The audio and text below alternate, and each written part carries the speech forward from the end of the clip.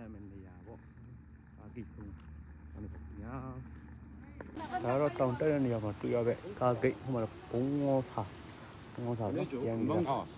တော့စတက်တဲ့လမ်းပေါ့နော်အဲတောင်စတက်တဲ့လမ်းတောင်ဘက်မှာလည်းမသိဘူး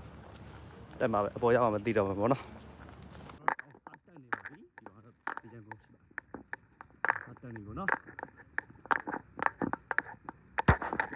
လောဆယ်တောင်တက်လမ်းမှာရှိမှာပေါ့ကျွန်တော်တို့ခုံကြောင်းလို့ယူဆရတဲ့ကြောင်းတစ်ခုရှိတယ်ပေါ့နော်အဲရှေ့ရောက်ကျွန်တော်တစ်ခါပြမယ်ပေါ့နော်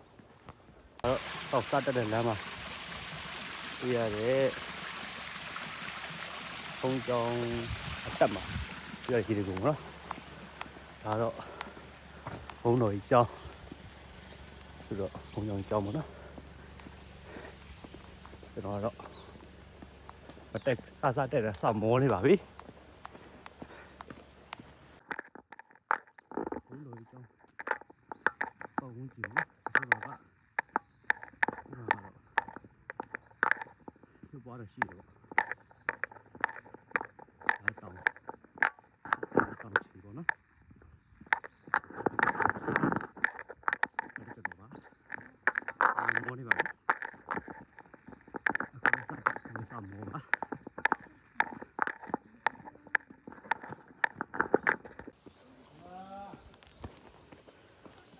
အဲ့တော့မြေလမ်းပဲဖြစ်ပါ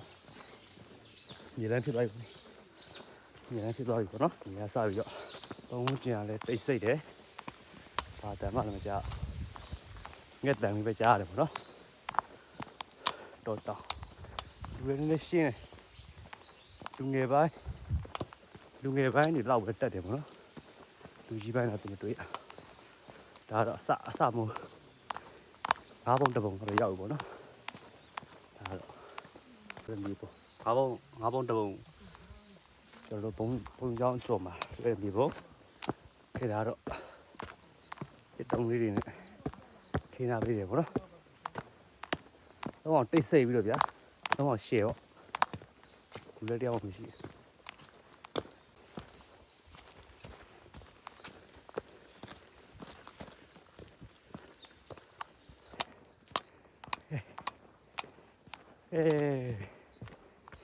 အစားတော့